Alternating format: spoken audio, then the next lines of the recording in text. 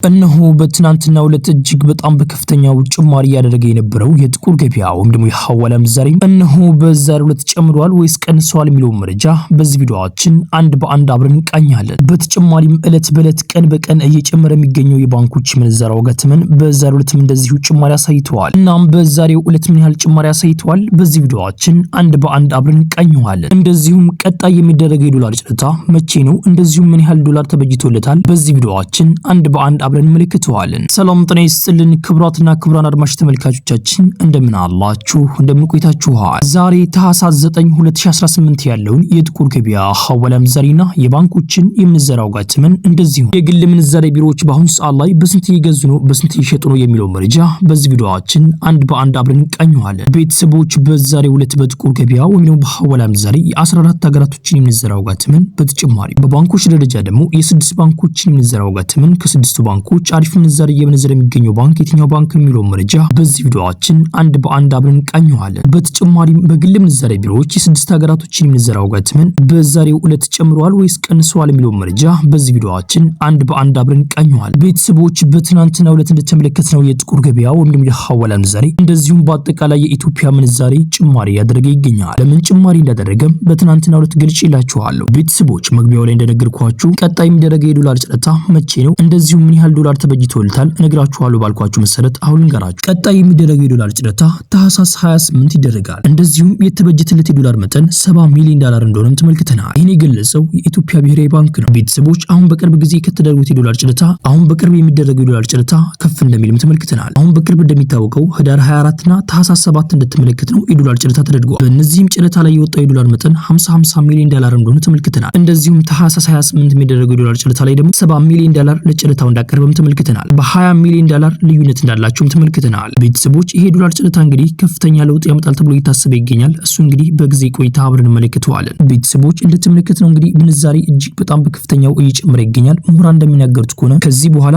ምንዛሬ ላይ ጭማሪ ልንመለከት እንችላለን። ነገር ግን ከተወሰነ ጊዜ በኋላ ቅናሽ ሊያደርግም ይችላል እየተባለ ይገኛል። ምክንያቱም በትናንትናው ዕለት እንደገለጽኩላችሁ የኢትዮጵያ ብሔራዊ ባንክ እጅግ በጣም ከፍተኛ የዶላር ጨረታ እያደረገ ይገኛል። እንደዚሁም ህዝቡ ላይ ብር በብዛት እንዳለ ነግሬያችሁ ነበር በትናንትናው ዕለት። እናም ይህንን ብር ለመሰብሰብ እየሞከረ ይገኛል። እስካሁን ድረስ 110 ቢሊዮን 557 ሚሊዮን ብር እንደሰበሰበ እየተመለከት እንገኛለን። ገና ደግሞ 6 ጨረታዎች አሉ የሚደረጉ ማለት ነው። ከዛ በኋላ ደግሞ ጨረታውም እንደሚቀጥልም ተነግረዋል። ቤተሰቦች በሚደረገው የዶላር ጨረታ ላይ እንግዲህ አማካኝ ዋጋው በጣም ትልቅ ሚና አለው። አብሶም ደግሞ በባንኮች ላይ ባንኮች ናቸው የሚጫረቱት። ከዛ በኋላ እነሱ ደግሞ መሸጥ የሚፈልጉት አትርፈው ስለሆነ እነሱ ለምሳሌ በውድ ቢገዙ እዛ ላይ ደግሞ እነሱ ለትርፍ ደግሞ የተወሰነ ጭማሪ ያደርጋሉ። የዛኔ ደግሞ እጅግ በጣም ከፍተኛ የምንዛሬ ጭማሪ ይከሰታል ማለት ነው። ባንኮች ሲጨምሩ ደግሞ የግል ምንዛሬ ቢሮዎችም እንደዚሁ ተከትለው ጭማሪ ማድረጋቸው ማይቀር ነው። ምክንያቱም እነዚህ የግል ምንዛሬ ቢሮዎች የበለጠ ትርፍ እንዲያገኙ እንደዚሁም ደንበኛ እንዲያገኙ ከባንኮች የተሻለ ምንዛሬ ሊኖራቸው ይገባል። እናም ለዛ ሲባል የግል ምንዛሬ ቢሮዎችም እንደዚሁ ባንኮችን ተከትለው ጭማሪ ማድረጋቸው ማይቀር ነው ማለት ነው። እንደዚሁም አማካኝ ዋጋው በሚጨምርበት ሰዓት የግል ምንዛሬ ቢሮዎችም የባንኮች ምንዛሬ ዋጋ ተመን እንደዚሁም የጥቁር ገበያው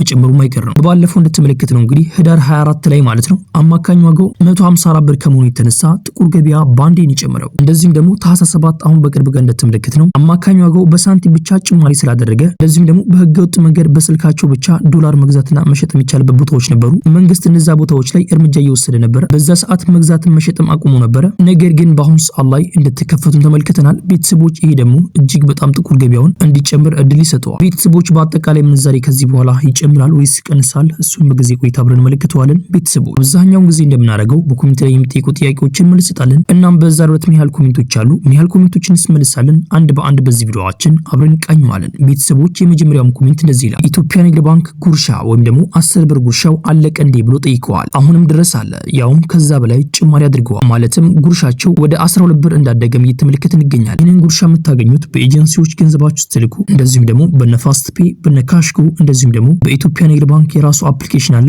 በዛ ገንዘባችሁን የምትልኩ ከሆነ የዛኔ ጉርሻውን በሚገባ ማግኘት ይችላላችሁ ማለት ነው። ቤተሰቦች ማወቅ ያለባችሁ ግን የትኛውም ሀገር ገንዘባችሁ ስትልኩ የሳዑዲ ሪያልም ከሆነ የዱባይ ድርሃም ከሆነ እንደዚሁም ደግሞ የኪዩትም የተለያዩ ሀገራትም ከሆነ መጀመሪያ ያንን ገንዘብ ወደ ዶላር ቀይረው በዶላር ምንዛሬ ደግሞ እናንተ መንዝረው ወደ አካውንታችሁ ገንዘቡን ያስገቡላችኋል ማለት ነው። ይሄ ማለት ጉርሻውንም ታገኛላችሁ ማለት ነው በኤጀንሲዎች የምትልኩ ከሆነ። ነገር ግን በስዊፍት ገንዘባችሁን የምትልኩ ከሆነ ዶላር የሚሆን የተለያዩ ሀገራቶችን ገንዘብ በስዊፍት የምትልኩ ከሆነ ጉርሻ የሚባል አታገኙም። እናም በአጠቃላይ ገንዘባችሁን በኤጀንሲዎች እንደዚሁም ደግሞ በስቴክ ባይ በአልአንሳር ኤክስቼንጅ እንደዚሁም ደግሞ በነካሽጎ ገንዘባችሁ መላክ አለባችሁ ማለት ነው። የተለያዩ አፕሊኬሽኖች አሉ እንደነ ዌስተርን ዩኒየን የራሱ ደግሞ የኢትዮጵያ ንግድ ባንክ የራሱ ደግሞ አፕሊኬሽን አለው። ቅድም እንደነገርኳችሁ በዛ መንገድ ገንዘባችሁን መላክ ትችላላችሁ። ጉርሻችሁንም በሚገባ ማግኘት ትችላላችሁ። ነገር ግን እዚህ ጋር ማወቅ ያለባችሁ ፓውንድን፣ ዩሮን እንደዚህም ደግሞ የአሜሪካን ዶላርን ብቻ ነው በራሳቸው የምንዛሬ ዋጋ ይመነዝሯችሁ ማለት ነው። በራሳቸው ኤክስቼንጅ ሬት ይመነዝሯችኋል። እናም ዩሮን በዩሮ ምንዛሬ፣ ፓውንድን በፓውንድ ምንዛሬ እንደዚህም ደግሞ የአሜሪካን ዶላርን በዶላር ምንዛሬ ይመነዝሯችኋል ማለት ነው። ቤተሰቦች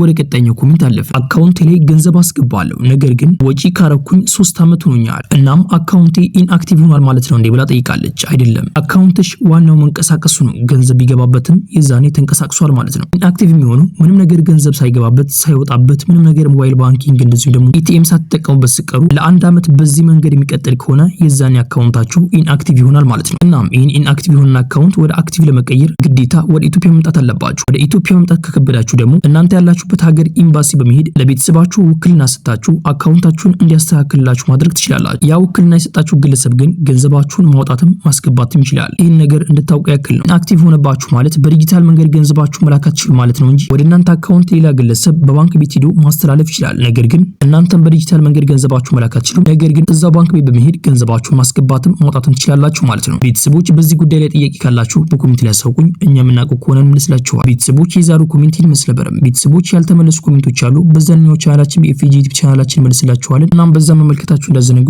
ቤተሰቦች። ይሄ ቪዲዮ ሌላ ኢትዮጵያ ወገኖቻችን ይጠቅማል ብላችሁ ካሰባችሁ ይሄን ቪዲዮ ሼር አድርጉላቸው። እንደዚሁም ደግሞ ቪዲዮውን ላይክ ማድረግ ሌላ ኢትዮጵያ ወገኖቻችን ጋር ተደራሽ ማድረግ ትችላላችሁ። ቻናላችን ደግሞ ሰብስክራይብ በማድረግ ቀጣይ የሚለቃችሁ ቪዲዮዎች በፍጥነት እንድትደርሳችሁ ማድረግ ትችላላችሁ። ያላችሁ ደግሞ አስተያየት በኮሜንት ላይ ጻፉልኝ። ጥያቄም ካላችሁ በኮሜንት ላይ አሳውቁኝ። የምናውቀው ከሆነ እንመልስላችኋለን። ቤተሰቦች ቪዲዮ ላይክ ያደርጋችሁ እስከ ቪዲዮ መጨረሻ አብራችሁን ቆዩ። በቅድሚያም የምናገኘው አንድ የአሜሪካን ዶላር በአሁኑ ሰዓት ላይ በጥቁር ገበያ ሐዋላ ምንዛሬም እየተመነዘረበት ያለው ዋጋም 186 ብር ከ51 ሳንቲም እየተመነዘረ ሲሆን 100 የአሜሪካን ዶላሮች ደግሞ 18651 ብር በኢትዮጵያ በጥቁር ገበያ ሐዋላ ምንዛሬም በዛሬው ዕለት ሲመነዘር ይውላል። የአሜሪካን ዶላርን በአሁኑ ሰዓት ላይ በከፍተኛ ዋጋ ይዞ የሚገኘው ባንክ የአምሃራ ባንክ ነው። የአምሃራ ባንክ አንድ የአሜሪካን ዶላር በአሁኑ ሰዓት ላይ ገዛበት ያለው ዋጋም 152 ብር ከ55 ሳንቲም የተገዛ ሲሆን እየተሸጠበት ያለው ዋጋ ደግሞ 155 ብር ከ61 ሳንቲም እንስ ይሸጣል። የኢትዮጵያ ንግድ ባንክ አንድ የአሜሪካን ዶላር በአሁኑ ሰዓት ላይ ገዛበት ያለው ዋጋም 151 ብር ከ60 ሳንቲም ይገዛ ሲሆን እየሸጠበት ያለው ዋጋ ደግሞ 154 ብር ከ64 ሳንቲም እንስ ይሸጣል። የግል ምንዛሬ ቢሮዎች በአሁኑ ሰዓት ላይ አንድ የአሜሪካን ዶላር በአሁኑ ሰዓት ላይ ገዙበት ያለው ዋጋ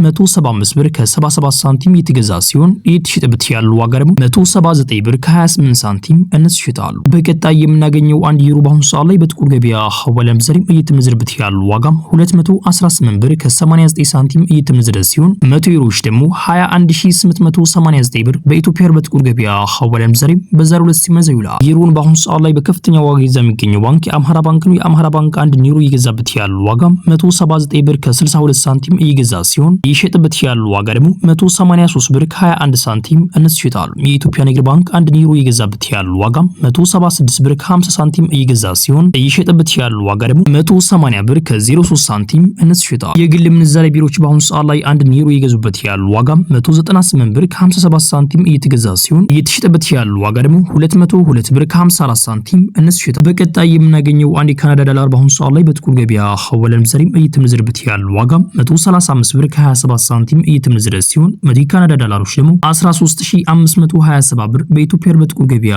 ሐዋላ ምንዛሬም በዛሬው ዕለት ሲመነዘር ይውላል። የካናዳ ዶላርን በአሁኑ ሰዓት ላይ በከፍተኛ ዋጋ ይዞ የሚገኘው ባንክ የአዋሽ ባንክ ነው። የአዋሽ ባንክ አንድ የካናዳ ዶላር በአሁኑ ሰዓት ላይ ገዛበት ያለው ዋጋም 108 ብር ከ71 ሳንቲም የተገዛ ሲሆን እየተሸጠበት ያለው ዋጋ ደግሞ 110 ብር ከ88 ሳንቲም እንስ ይሸጣል። በቀጣይ የምናገኘው አንድ ፓውንድ ስተርሊንግ በአሁኑ ሰዓት ላይ በጥቁር ገበያ ሐዋላ ምንዛሬም እየተመነዘረበት ያለው ዋጋም 249 ብር ከ29 ሳንቲም እየተመነዘረ ሲሆን 100 የፓውንድ ስተርሊንግ ደግሞ 24929 ብር በኢትዮጵያ በጥቁር ገበያ ሐዋላ ምንዛሬም በዛሬው ዕለት ሲመነዘር ይውላል። የፓውንድ ስተርሊንግ በአሁኑ ሰዓት ላይ በከፍተኛ ዋጋ ይዞ የሚገኘው ባንክ የአምሃራ ባንክ ነው። የአምሃራ ባንክ አንድ ፓውንድ ስተርሊንግ በአሁኑ ሰዓት ላይ ገዛበት ያለው ዋጋም 204 ብር ከ97 ሳንቲም የተገዛ ሲሆን እየተሸጠበት ያለው ዋጋ ደግሞ 209 ብር ከ07 ሳንቲም እንስ ይሸጣል። የኢትዮጵያ ንግድ ባንክ አንድ ፓውንድ ስተርሊንግ በአሁኑ ሰዓት ላይ ገዛበት ያለው ዋጋ 198 ብር ከ38 ሳንቲም የተገዛ ሲሆን እየተሸጠበት ያለው ዋጋ ደግሞ 202 ብር ከ35 ሳንቲም እንስ ይሸጣል። የግል ምንዛሬ ቢሮዎች አንድ ፓውንድ ስተርሊንግ በአሁኑ ሰዓት ላይ ገዙበት ያለው ዋጋ 224 ብር ከ44 ሳንቲም የተገዛ ሲሆን እየተሸጠበት ያለው ዋጋ ደግሞ 228 ብር ከ92 ሳንቲም እንስ ይሸጣል። በቀጣይ የምናገኘው አንድ ኪዩት ዲናር በአሁኑ ሰዓት ላይ በጥቁር ገበያ ሐዋላ ምንዛሬም እየተመነዘረበት ያለው ዋጋም 670 ብር ከ81 ሳንቲም እየተመነዘረ ሲሆን 100 የኪዩት ዲናሮች ደግሞ 60781 ብር በኢትዮጵያ በጥቁር ገበያ ሐዋላ ምንዛሬም በዛሬው ዕለት ሲመነዘር ይውላል። የኪዩት ዲናርን በአሁኑ ሰዓት ላይ በከፍተኛ ዋጋ ይዞ የሚገኘው ባንክ የኦሮሚያ ባንክ ነው። የኦሮሚያ ባንክ አንድን የኢትዮ ቴሌር በአሁኑ ሰዓት ላይ የገዛበት ያለው ዋጋም 497 ብር ከ61 ሳንቲም እየተገዛ ሲሆን እየተሸጠበት ያለው ዋጋ ደግሞ 570 ብር ከ06 ሳንቲም ይሸጣል። በቀጣይ የምናገኘው አንድ የዱባይ ድርሃም በአሁኑ ሰዓት ላይ በጥቁር ገበያ ሐዋላ ምንዛሬም እየተመነዘረበት ያለው ዋጋም 50 ብር ከ78 ሳንቲም እየተመነዘረ ሲሆን 100 የዱባይ ድርሃሞች ደግሞ 5078 ብር በኢትዮጵያ በጥቁር ገበያ ሐዋላ ምንዛሬም በዛሬው ዕለት ሲመነዘር ይውላል። የዱባይ ድርሃምን በአሁኑ ሰዓት ላይ በከፍተኛ ዋጋ ይዞ የሚገኘው ባንክ የአዋሽ ባንክ ነው። የአዋሽ ባንክ አንድ የዱባይ ድርሃም የገዛበት ያለው ዋጋም 43 ብር ከ93 ሳንቲም እየተገዛ ሲሆን እየተሸጠበት ያለው ዋጋ ደግሞ 44 ብር ከ81 ሳንቲም ይሸጣል። የኢትዮጵያ ንግድ ባንክ አንድ የዱባይ ድርሃም የገዛበት ያለው ዋጋም 41 ብር ከ28 ሳንቲም እየገዛ ሲሆን እየሸጠበት ያለው ዋጋ ደግሞ 42 ብር ከ10 ሳንቲም ይሸጣል። የግል ምንዛሬ ቢሮዎች በአሁኑ ሰዓት ላይ አንድ የዱባይ ድርሃም እየገዙበት ያለው ዋጋ 46 ብር ከ03 ሳንቲም እየተገዛ ሲሆን እየተሸጠበት ያለው ዋጋ ደግሞ 46 ብር ከ95 ሳንቲም ይሸጣል። በቀጣይ የምናገኘው አንድ ሳዑዲ ሪያል በአሁኑ ሰዓት ላይ በጥቁር ገበያ ሐዋላ ምንዛሬም እየተመነዘረበት ያለው ዋጋም 49 ብር ከ72 ሳንቲም እየተመነዘረ ሲሆን 100 የሳዑዲ ሪያሎች ደግሞ 4972 ብር በኢትዮጵያ በጥቁር ገበያ ሐዋላ ምንዛሬም በዛሬው ዕለት ሲመነዘር ይውላል። ሳዑዲ ሪያልን በአሁኑ ሰዓት ላይ በከፍተኛ ዋጋ ይዞ የሚገኘው ባንክ የአዋሽ ባንክ ነው። የአዋሽ ባንክ አንድ የሳዑዲ ሪያል እየገዛበት ያለው ዋጋ 42 ብር ከ99 ሳንቲም እየተገዛ ሲሆን እየተሸጠበት ያለው ዋጋ ደግሞ 43 ብር ከ85 ሳንቲም ይሸጣል። የኢትዮጵያ ንግድ ባንክ አንድ የሳዑዲ ሪያል በአሁኑ ሰዓት ላይ የገዛበት ያለው ዋጋም 40 ብር ከ40 ሳንቲም ይገዛ ሲሆን እየተሸጠበት ያለው ዋጋ ደግሞ 41 ብር ከ21 ሳንቲም ይሸጣል። የግል ምንዛሬ ቢሮዎች በአሁኑ ሰዓት ላይ አንድ የሳዑዲ ሪያል እየገዙበት ያለው ዋጋም 45 ብር ከ78 ሳንቲም የተገዛ ሲሆን እየተሸጠበት ያለው ዋጋ ደግሞ 46 ብር ከ69 ሳንቲም ይሸጣል። በቀጣይ የምናገኘው አንድ ኦማን ሪያል በአሁኑ ሰዓት ላይ በጥቁር ገበያ ሐዋላ ምንዛሬም እየተመነዘረበት ያለው ዋጋም 484 ብር ከ75 ሳንቲም እየተመነዘረ ሲሆን 100 ኦማን ሪያሎች ደግሞ 48475 ብር በኢትዮጵያ በጥቁር ገበያ ሐዋላ ምንዛሬም በዛሬው ዕለት ሲመነዘር ይውላል። በቀጣይ የምናገኘው አንድ ጆርዳን ዲናር በአሁኑ ሰዓት ላይ በጥቁር ገበያ